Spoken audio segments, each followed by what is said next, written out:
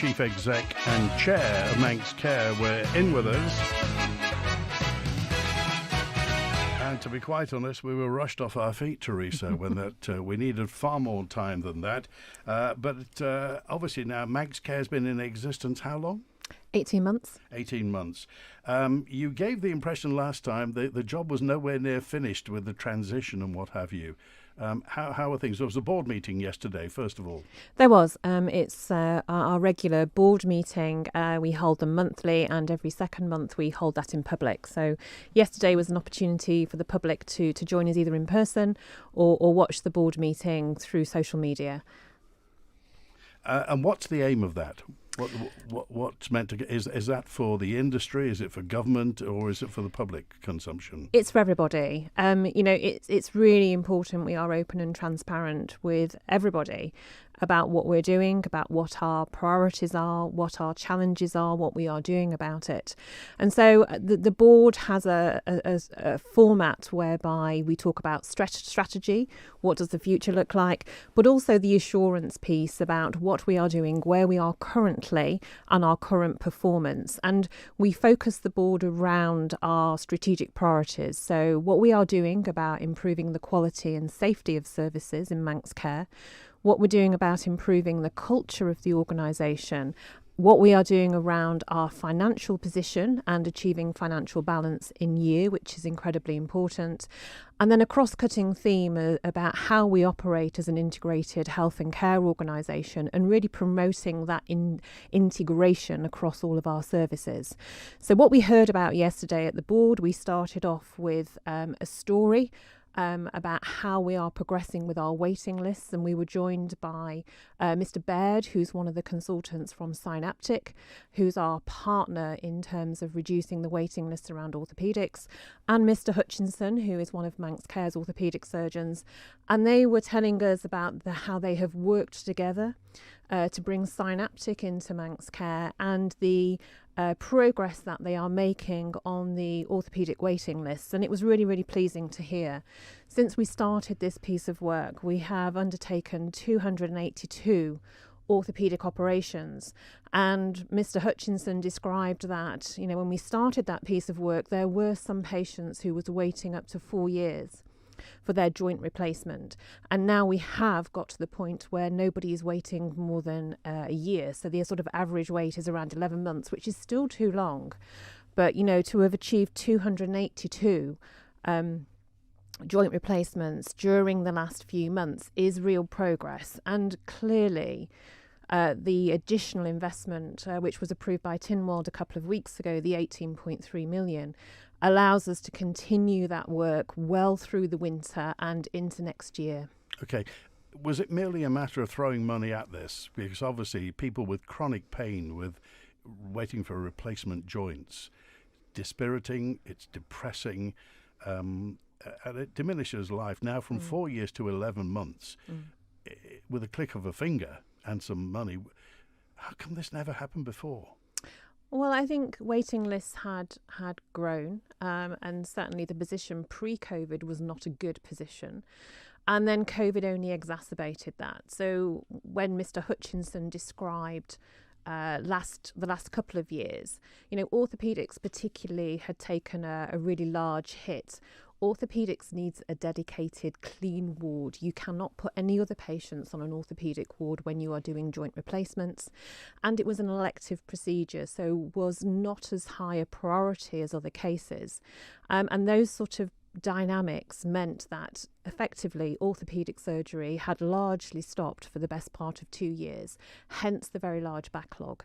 We know all of our staff within Manx Care are working incredibly hard. So in order to sort of address that sort of 2 to 3 year hiatus, it really needed an injection of additional funding and additional capacity. If we were to try and do this without joining the partnerships and bringing additionality into the system, it would have taken an awful long time. And obviously, there's a level of demand in the system which is already high. So what we are seeing across all of our services is people did stay away from health and care during COVID, and they are now returning, and we are seeing an increased number of referrals across a number of our services, as that is mirrored in the UK too.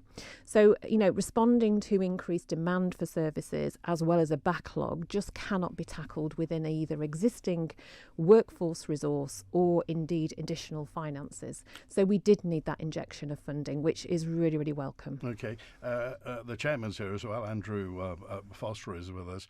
And last time, based in your long experience, you knew the challenges that Manx Care has had in the past, and taking over, splitting from the DHSC. How far down the road is Manx Care, and is it on the right track?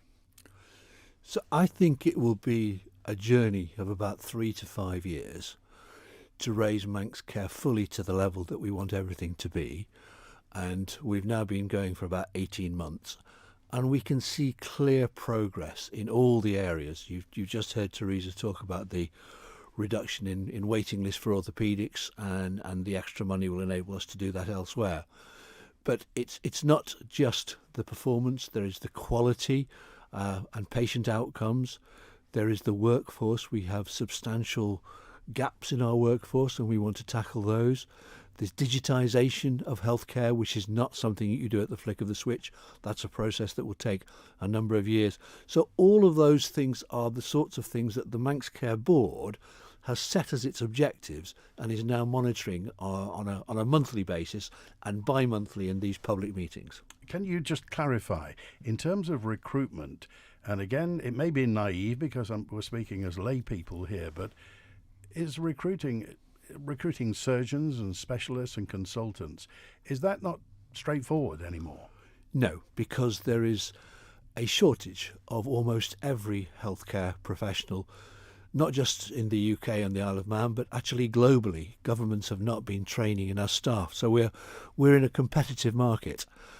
Nonetheless, we have been very successful in the last 12 months in recruiting, I think, nearly 20 consultants and a number of other doctors. And, in many cases, they are people who have got some island connection in the first place.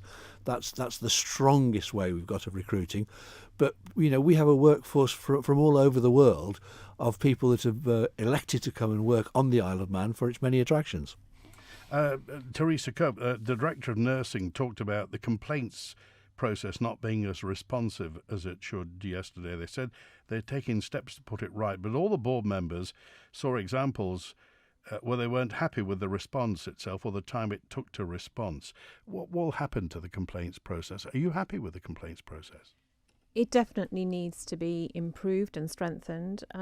We must take complaints very, very seriously. They are a great opportunity for us to learn and improve the services.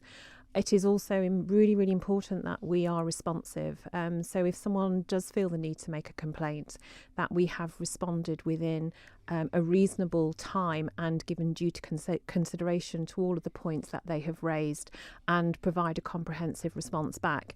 And in some of those areas, it's taking longer than it should to respond to those complaints, and we are not doing a thorough and detailed investigation into those. And those are the areas that the Director of Nursing pointed to, and we have plans in place to absolutely strengthen that.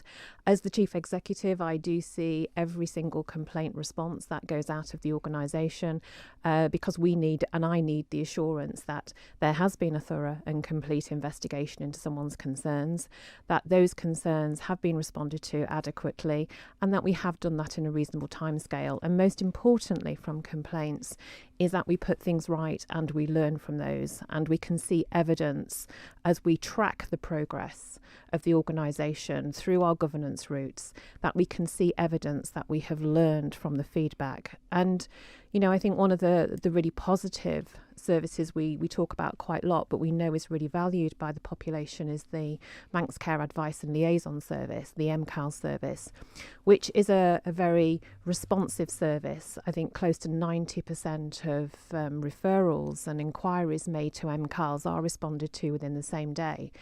And this is often a very quick route and prevents the patient or the service user or their family having to go down the formal complaints route, which, if we can resolve things informally and quickly, we should absolutely do that. Demand in the emergency department remains high, historically high. Is that because there aren't enough GPs? Are people going to the emergency department for the wrong reason? Do they not understand why? Do people ever get turned away from emergency? No one would ever get turned away from an emergency department. Once someone presents to the emergency department, we have a duty to treat, even if we do feel that person's needs could have been met better by going into a different service. I think we are seeing increased demand, but I think that is just the nature of urgent and emergency care. What we will often talk about is the use of things like the minor injury units and those self-care options, potentially thinking about using the pharmacies or the services out in the community. But, I think overall our emergency department copes well. We are seeing increasing demand, but I think that's almost to be expected. On average, you tend to see a sort of 4 to 5% increase in emergency demand year on year. And I think the recognition is that post-COVID, people have probably stayed away and sat on their symptoms slightly longer than what they should have done. And now people do feel a lot more confident about coming back into the health and care setting and seeking assistance. Okay, Andrew Foster, so does Manx Care have enough money, or will you be going back for more money? Well, I'm pleased to say that it was reported to the board yesterday that we will be managing our budget this year to live within the means that we've been given. So in the immediate term, we are passing that test. When we look ahead, these things are not fully resolved yet. We know that the population is going to get older. The number of over 85s on the Isle of Man, we heard, is going to double by the year 2035. So that's in the next sort of 12, 13 years. And that is the portion of the age group that has the most demand for healthcare services. So we need to have a discussion with government about how we can manage some of those pressures ourselves, by achieving cost reductions and other measures, and to what extent the government needs to look at the long-term funding of healthcare. So it's a debate that's yet to be had. Do the politicians completely understand Manx Care's role and responsibilities? Is there any legacy left over from when the politicians used to run this? I think it's fair to say that the politicians procured the report for Sir Jonathan Michael in 2019 with all the recommendations, which included the setting up of Manx Care as an arm's length body from government. And that was unanimously approved in Tyndall.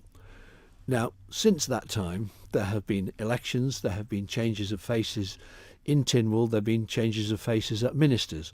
So there isn't quite the same memory that there was 3 years ago and ownership of the project. So we need to renew that now, and that's something that we propose to do by engaging with all of the politicians and indeed through the public, more and more so. And coming on your radio show is part of that. This is Rob who dropped a note in. Thank you, Rob, for Teresa Cope. Yesterday, Dr. Allinson, the Treasury Minister, stated to a questioning Keys that Treasury doesn't check arm's length companies, government-owned financial records or business activities. He's already stated elsewhere that they don't have to follow government financial regulations. Does Manx Care come under that policy from Treasury?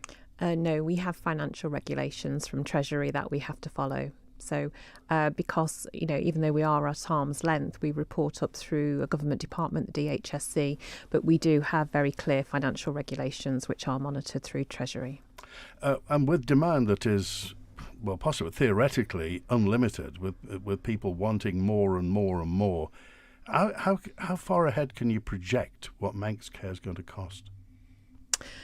I think that's a really good question. I think it does come back to that big discussion we need to have and the choices we need to make and the priorities which the DHSC feel they need to give us through the mandate. We had a discussion yesterday in the board, which is, what we must make sure that happens over the next few months as we work to agree with the DHSC what the mandate for next year looks like is we must be really, really clear that we have identified the right priorities, and that those priorities or new elements of service or additional delivery elements have to have a very clear funding stream. And there are elements of policy decisions that we ultimately need to have with the DHSC in order to shape and eventually agree where the priorities are. Where does that sit against the island plan? What does Manx Care need to focus on? What are the government priorities that need to come down through DHSC to Manx Care's mandate? A message in from Mike, who just said there was a mention made yesterday of ambulance handover times. What's the situation with ambulance handover? Yep. So on the whole, we perform quite well against ambulance handovers. We don't have significant delays. We have an escalation process in place by which, if there are any delays, that does get flagged through the system. We've talked here before about the size of the emergency department and that it isn't exactly the right size and shape and layout. It was built for a certain size of population attending the emergency department, and we're now sort of 3 times that size. So we do have to be very cognizant of the impact this has on the ambulance service, but we do have very clear escalation processes in place to make sure the emergency department is freed off to be able to not have unduly long ambulance handover delays. Okay, let's go to the phones now. I think Mike's with us now. Hi, Mike. You're live with Teresa Cope and Andrew Foster. Oh, hello. Sorry, I may not have heard the start of this conversation, but I would just like to ask Teresa about the waiting lists. Which particular waiting list? This is for a knee replacement operation, and my wife's been on the list since November 19. So it's going to be 3 years this November. During that waiting time, she had to retire as a nurse. The pain became so great that she went private and got the operation done in Wrightington.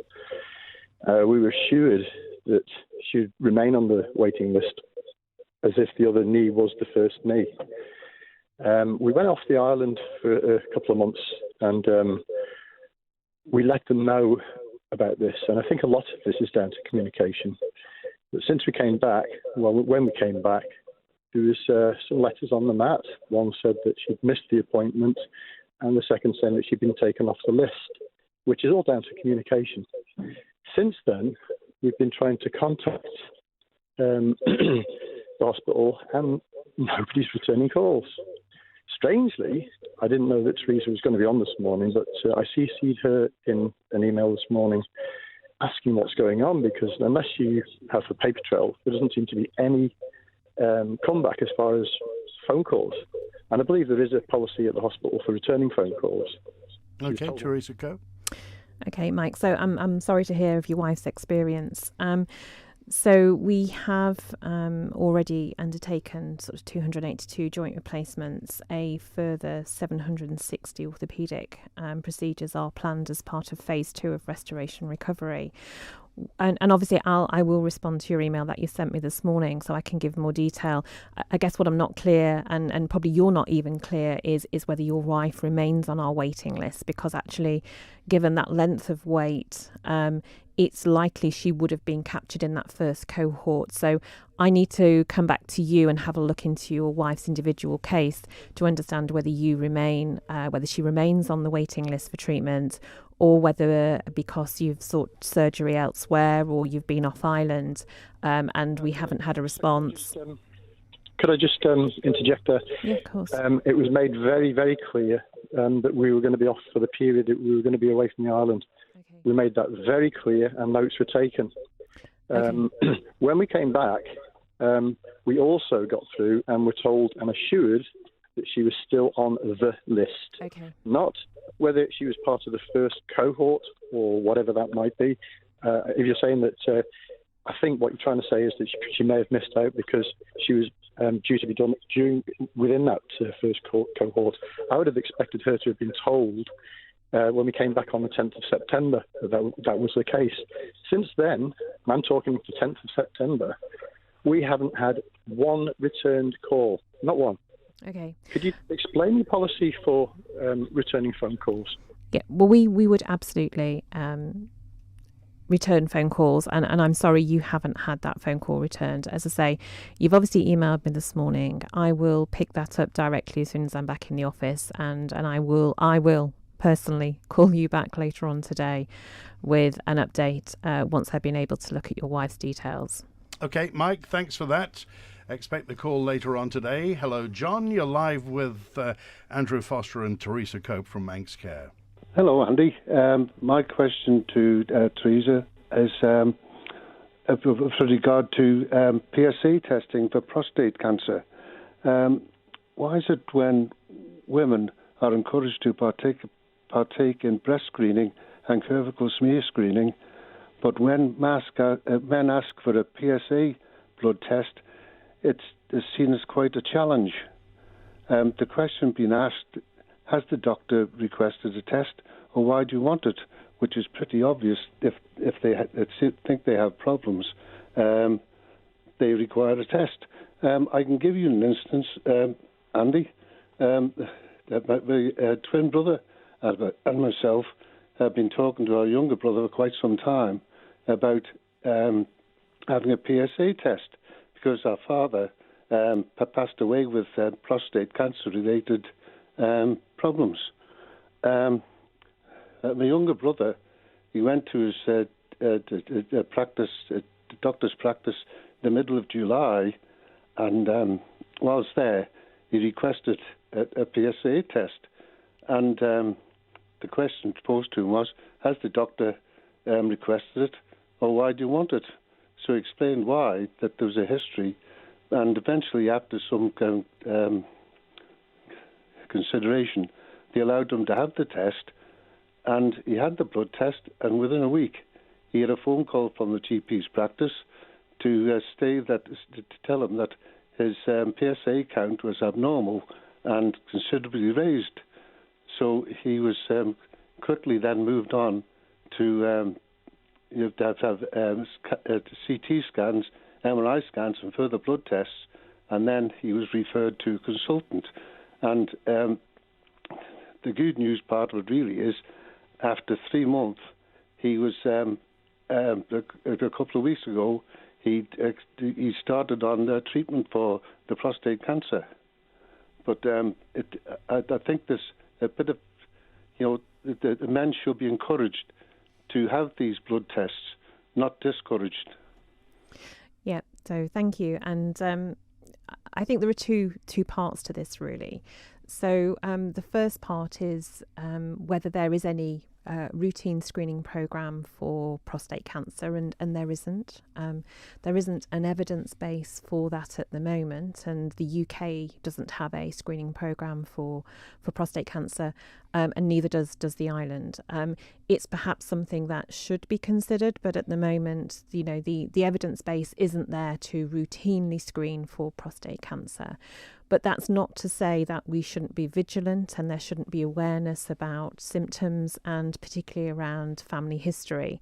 And I think there's two components: the sort of the public health component, and the DHSC, along with Manx Care, should consider a sort of awareness raising programme so people are aware of the signs and symptoms of prostate cancer, and we should make testing probably more available. But and I think from a clinical perspective, it is important to differentiate between presenting with symptoms and concern because of family history, and that's why sort of GPs would want to understand that information. But I think it's a valid point, and perhaps something Manx Care should discuss more formally with DHSC and public health. But his brother did the right thing in pressing for. Absolutely. And nobody knows your own health like the person themselves, and so if there was that family history and that concern, it is important to speak to your GP and obviously they will support getting tested in the end. But I think it's a fair point about general awareness raising, but then that wider discussion about how we proceed with a wider programme.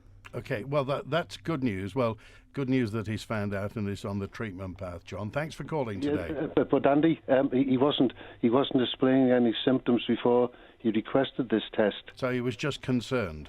He was concerned, and my concern is that men by nature are not ones to be talking about problems with their waterworks. Yeah. And they should be encouraged.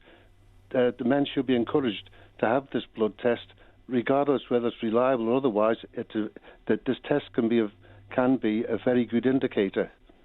Right, John. Well, I'm glad you raised that. And if anybody is concerned that for the PSA, the antigen test, then obviously see the GP, I take it, Teresa. That's right, yes. Okay. John, thanks for calling today. We appreciate that. Okay, thanks very much, Andy. All right, good Thank to talk to you. And you. I want to go to Kevin, who's with us now on Mannin Line. Hi, Kevin.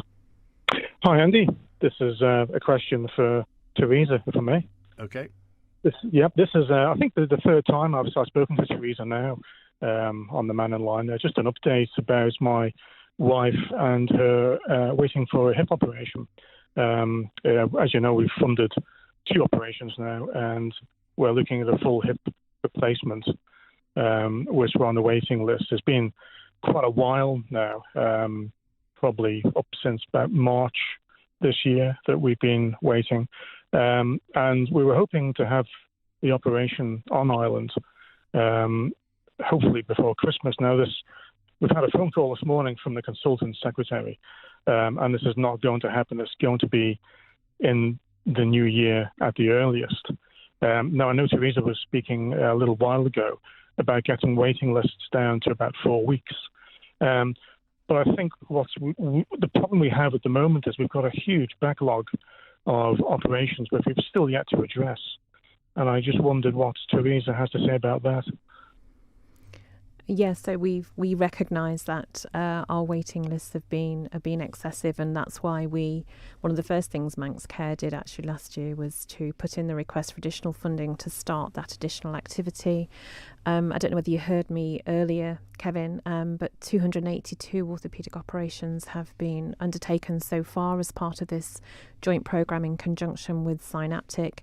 The additional funding that we received a couple of weeks ago, the 18.3 million, allows us to undertake a further 760 orthopaedic procedures over the next 9 months, really, taking us through to the middle of next year. And that does allow us to significantly reduce our waiting times. I don't know about the details of your individual case and your wife's case, and I'm happy to look into that. But, we have got that considerable backlog of patients. But that additional funding allows us to continue scheduling those procedures, that additional activity, all during winter, which I think is really, really important, because ordinarily, with winter pressures, sometimes we struggle to protect elective activity, but what we've done is ring-fence that activity so that can continue during winter and will run through until next summer. So whilst I'm sorry your wife has waited longer than perhaps you would hope, we will be scheduling everybody, and we will see that significant reduction in waiting times, which we've committed to. If I may just say one more point, is that she is at the point now where she is basically unable to work or getting very near to that position where she can't walk, and she is on a priority. But I just don't know how the priority system works and what the criteria is. But surely if she's in a position now where she's almost unable to get to work because of the pain, that must surely be the top priority. So all of our orthopaedic surgeons have assessed everybody who's on their waiting list and helped us clinically prioritise. Now, obviously, you're in dialogue with your surgeon in terms of when that's likely to be, and I'm happy to pick up a conversation with you outside of this call to give you a little bit more clarity on when that could be. Yes, please, that'll be helpful. Yeah, thank you. All right, thank you. Thanks very much indeed. It's good to hear from you. You mentioned the word synaptic many, many times. I mean, how long will synaptic be on the payroll, Andrew Foster? How long will they be involved with Manx Care? Well, the current position is that they will be contracted for a further 9 months, as Teresa has described, to further reduce that orthopaedic waiting list. And that's using the funding that has recently been granted by the Treasury. Towards the end of that, we'll be taking another look at the length of waiting lists and seeing whether we can submit a further bid to continue that reduction. The good news, really, and as I speak as somebody who spends a lot of my time in the UK, is that the situation on the Isle of Man is actually substantially better than it is in the UK, and this extra funding that has come from the government here is getting those waiting lists, particularly in orthopaedics, down much more rapidly than is likely to happen in the UK. We're live today with the boss and the chair, the chief exec of Manx Care, Teresa Cope, is here. Andrew Foster, the chairman of Manx Care, live through till 1 o'clock on Mannin Line. Office World at Spring Valley, the island's largest one-stop stationery shop, including an unrivaled selection of whiteboards, cork and novelty notice boards for home or office, and a full range of really useful storage boxes, including the latest neon colour collections. At Office World, we have thousands of your favourite stationery items, including the largest selection of printer inks in stock on island. Office World at Spring Valley. See Facebook for our latest offers. Office World! Majestic food, majestic views. The Majestic Chinese Restaurant Douglas. Christmas banquets booking now from £30 per person. Space is limited, so hurry. Call 682 791 or search Majestic Chinese Douglas on Facebook. Here at Island Fuels, we pride ourselves on giving the best personal service when it comes to providing fuels and filling your domestic oil tank. With no minimum delivery amount, we'll fill your tank with just what you need. Island Fuels are super flexible. We'll always go the extra mile to get to you fast if you run out or need an urgent delivery. You'll soon get to know your friendly, regular delivery driver from Island Fuels. So call us today on 247 645. Then, for plenty in the tank, I'll be seeing you. As the nights draw in, 'tis the season of warm and cosy. Miller Chaps of Ramsey have plump pillows, cushions and throws to bring new textures to your home. Sink into a beautiful new sofa and read in the warm glow of a new lamp, or curl up on a deep pure wool rug as you drink hot chocolate and watch your favourite film. At Miller Chaps, you always find superb quality, so love your home this autumn with treats for you. A host of special offers from Miller Chaps. Miller Chaps of Ramsey. The Mannin Line, brought to you by netzeromatrix.com, your one-stop shop for advice on renewable energy solutions and other green initiatives. Live on Manx Radio, it's 20 to 1, and we're with Manx Care today. Judy, you're live with Teresa Cope and Andrew Foster. Hi, my query is, my daughter was diagnosed with having alopecia in February of this year. She got to see a consultant, which I was very impressed with, in March. And when we were there, the dermatologist, said to her that, had lots of questions, and we came away with some cream to use. But on reading, I was using this cream, but it was quite a strong cream, only to be used, with a cotton bud. But on reading the side effects, it did actually say that it could cause hair loss. So I rang up and I spoke to the dermatologist's secretary, and I said I didn't feel comfortable with using this cream because obviously we're trying to solve the problem rather than create maybe a bigger problem. So anyway, the receptionist said to me, or the secretary said to me, that she would get somebody to ring me back. Now that was in March and nobody ever rang me back. Right. Then we got various appointments. I got an appointment in June, 12th of June, that got cancelled. I then got another appointment for I think it was another at the end of June, and that got cancelled. And then I got another one for July, and that got cancelled. And then I never heard nothing. And then it wasn't until about a month ago that I rang up to say what was going on. And I feel sorry for the people who are making the appointments, because the person I spoke to said that there was issues with, I think a dermatologist may have left, and they're rescheduling, and there's all sorts of issues. And I feel for them who are at the other end of the line, that are getting all the hassle from the patients. And I want to know, what is going on. I am very fortunate at the moment that we have an appointment on Friday, but it does say, that it could get cancelled. So, hopefully we will be okay, and she will actually get. But that's a teenage girl who has alopecia and was diagnosed in February, seen the dermatologist in March, and now we are now in November. Okay. And nothing in between. All right, Judy, thanks. Is there a dermatologist on the Isle of Man?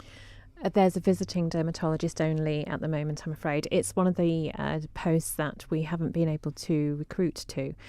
We are continually out to advert for a dermatologist, but there are significant shortages of dermatologists globally in the UK, and we do have a visiting service, which is why we are in the process of changing the sort of clinical delivery model for dermatologists. And we have, since last May, been training GPs with extended role in dermatology in order to respond to that level of demand. It's a very high demand service, and it's an excellent service. We have excellent clinical nurse specialists in that service, but I have to say it is under very, very high demand. We get a high number of referrals into that service. So it is something that we are very aware of. We absolutely do need to put additional capacity into that service. We are looking at other routes. So Medifer, for example, who is one of our third sector partners, they can provide some support. But I am sorry that your appointments have been cancelled so many times. Again, I'm willing to look into that personally, but it is a service that has been under pressure, which is why we're moving the clinical model to be much more around GPs with extended roles who can manage a lot of this care within the sort of primary care setting, supported by very, very experienced clinical nurse specialists. Okay. All right. Okay. Thank you, Judy. We have to move on because we've got so many calls, but thank you for that. Andrew, you're live with Andrew Foster and Teresa Cope from Manx Care. Hi, good day to you, Andy, and good day to your guests. Part of what I was going to ask touches on one of your previous callers, and if I may, I'll come back to that. But firstly, please, how many people did Manx Care take on from the DHSC? That's the first part. I don't have the exact numbers, but the majority of staff from the DHSC transferred into Manx Care because it was around operational delivery of service. So the vast majority of staff employed by DHSC transferred into Manx Care. The DHSC as a sort of total is less than 100 staff. So Manx Care has establishment of around 2,800 employees. Thank you. So the second part of my question was then, is how many people are there now on the Manx Care payroll compared to when you took on the staff? I don't have the exact numbers, but it is broadly the same. So, we talk regularly in the board and on this show regarding the vacancy factors. So we know 1 in 5 of our posts is vacant, but that is part of that overall establishment. Okay, thanks very much. Okay. And then going on to what, please, one of the previous caller was talking about, and maybe this is for Mr. Foster. It's really 18 million that's been voted to fund reducing the waiting lists, and it sort of was touched on, but essentially, what happens when that money is used up? Will the lists again extend and another large double-digit amount be needed? What's the opinion, please? So the intention of the extra money is to provide extra capacity to deal with the expansion in the waiting list that took place largely during COVID. And the objective at the end of the extra money is that we can cope within the capacity that we've got. Now, On a service-by-service basis, as you've just heard from a previous caller, we have some workforce shortages, so we can't absolutely guarantee that that will happen across every specialty, but it's absolutely the intention that we achieve low waiting lists and then maintain them. Without having to go back to the DHC and then the Treasury to ask again for a double-digit supplement. Yes, we'd like to do it within our own normal resources. Okay, that's great. Thanks very much. Thank you very much indeed. And Andrew Foster, this will follow on from what we've been talking about. Would you urge people, or would you recommend a career in medicine? From what we've been hearing, it just seems like there's a shortage of skilled people. I would certainly recommend it, and I think it's probably one of the most satisfying jobs in the world, because you're doing work that's extremely important. You're very highly valued by the patients that you care for, and most NHS staff have a very strong sense of values which they fulfil by the work that they do. It's a career where you're pretty much guaranteed employment for the reasons that I've described. It's a position which I think would have good esteem in the community. I wouldn't like to pretend that it's not without its difficulties. People work very hard, and of course you've got to go through quite a long training period. But I know so many people who are clinicians of all type in the health service, and I would absolutely recommend it, and almost all of them would too. Is it being pushed in schools? I mean, is the career in medicine being pushed at all? We do have some activities about going into schools to promote careers in healthcare, but I'm sure we could do more. Okay, we're live with Manx Care, and back in just a moment. Looking at your next step?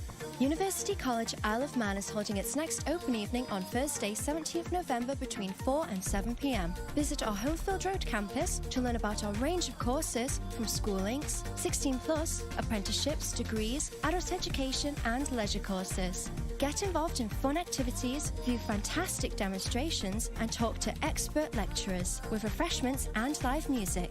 Visit ucm.ac.im for more information. This is my last will and testament.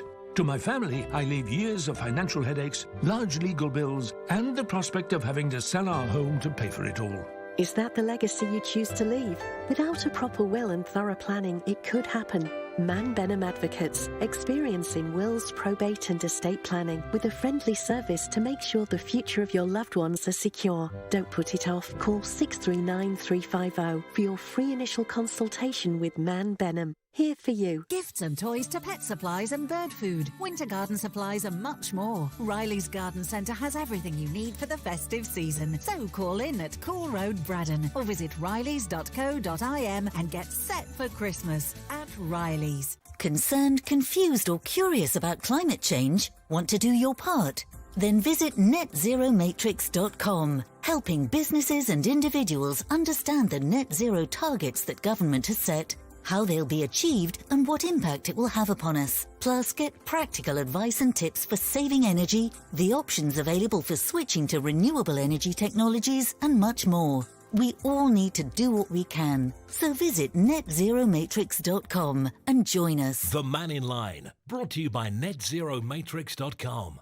The Isle of Man's main net zero progress website. Look at that time. We're absolutely cracking on today with Manx Care, and I want to go to Helen. Hello, Helen. Hello. Hello. I've got a positive comment to make. About 4 weeks ago, I had an accident and got a complicated break to my wrist. My partner took me up to A&E about 4 o'clock on a Sunday afternoon. I only had to wait about half an hour to see the initial nurse for the initial consultation. The doctor there told me that it would all have to be pulled back into place, which I was dreading. So I saw radiologists, consultants, doctors, and then it was decided perhaps I would need to be operated on. So I was kept in overnight and brought up to Ward 11, which is an orthopaedic ward. And I just want to say, from the minute I checked in until I left then the following year, everybody was absolutely fantastic. The care I got was amazing. And so absolutely no complaints. And if anybody has to go in for a procedure or an emergency, then, they'll get amazing care. Okay, all right, thank you for that. Thank you, Helen. I'm glad everything is... and I want to come on to a broader question, Teresa Cope, in that bad news always travels really quickly. And there's obviously a lot happens every day within Manx Care that's really good news.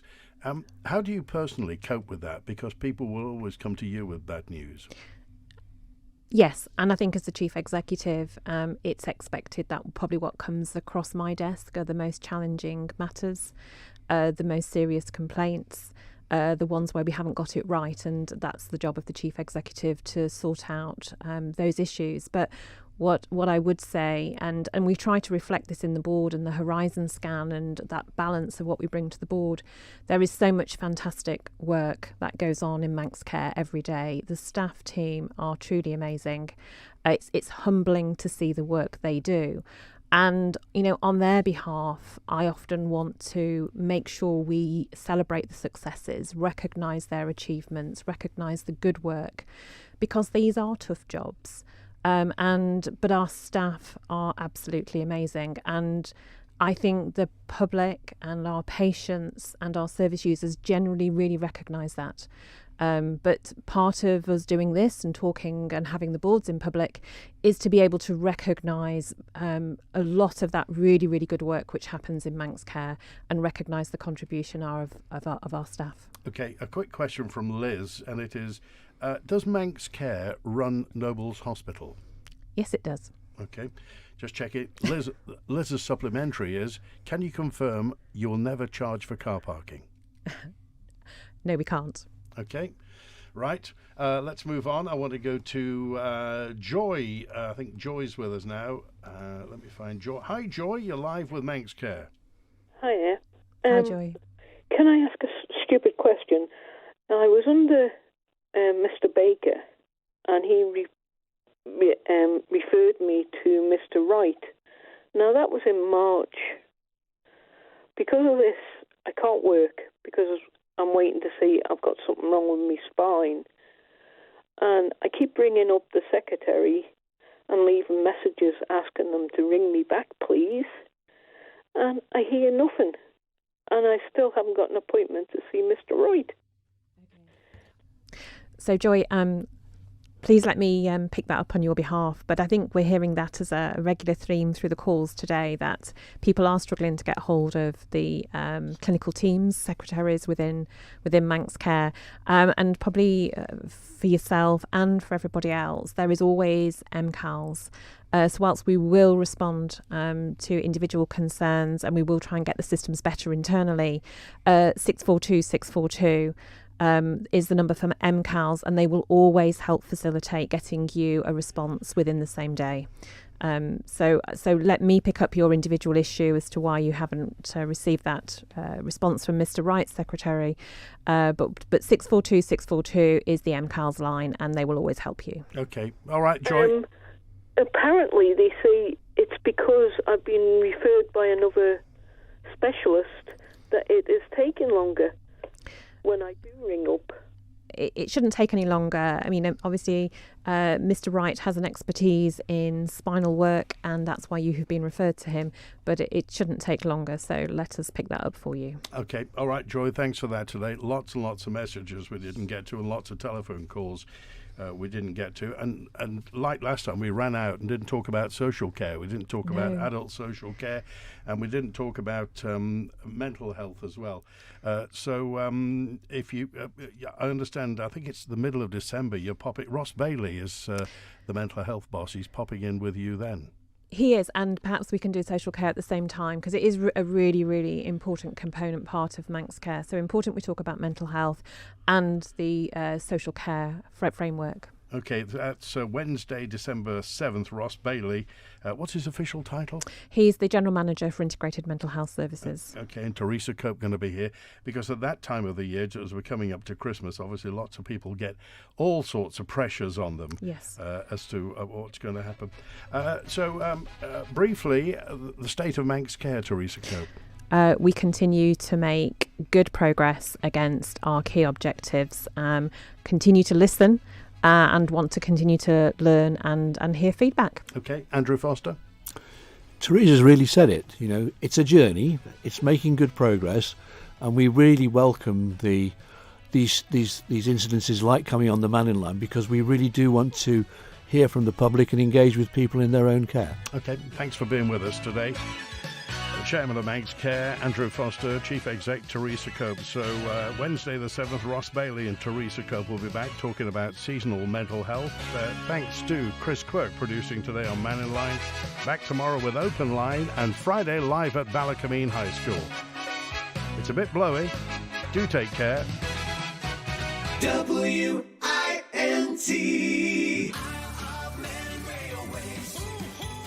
All aboard, everyone, for the Santa Express, departing from Douglas this December. Join all my friends for tasty treats and festive fun on a trip to see me at Santa's Grotto. And every child on the good list will receive a special early Christmas gift. To book, ask your family to call 662525 or visit rail.in. When the Mannin Line's not on air, call Manx Radio to leave your opinion for broadcast on 682 631. Red and yellow and pink or blue? Thinking of a rainbow? No, choosing colours for our windows and doors at Manx Glass and Glazing. Oh, who'd have thought we'd have so much choice? We do at Manx Glass and Glazing. When it comes to windows and doors, they offer a great choice of styles, materials and fabulous contemporary colours. Improve and brighten up your home. Visit the Manx Glass and Glazing showroom on Snugborough Trading Estate, or get inspired when you see the range at manxglass.com. For your new bathroom, head to Pacesetter, Harris Terrace, Douglas or Spring Valley. In Pacesetter's fully fitted showroom, you'll find the latest bathroom products and designs, from new contemporary styles to traditional Victorian tiles, wall and ceiling panels, accessories and much more. With many ranges exclusive to Pacesetters, plus professional design advice from the experts, visit Pacesetter, Harris Terrace, Douglas or Spring Valley. You can get the best of everything, where the price is twice as nice. Business Talks, PwC Isle of Man's podcast series, is back to look at how cybersecurity can protect your digital identity and business value. I think there's been a remarkable increase in awareness, and I'm happy we're having this conversation during the month of October, which is the Cybersecurity Awareness Month. Business Talks from PwC Isle of Man. Available now from manxradio.com and all podcast platforms. Visit pwc.com/IM for more information. It's not just Price Match at ShopRite, it's Price Match, plus the fuel you save not having to drive miles for the lowest price and best offers. ShopRite, proudly locally owned.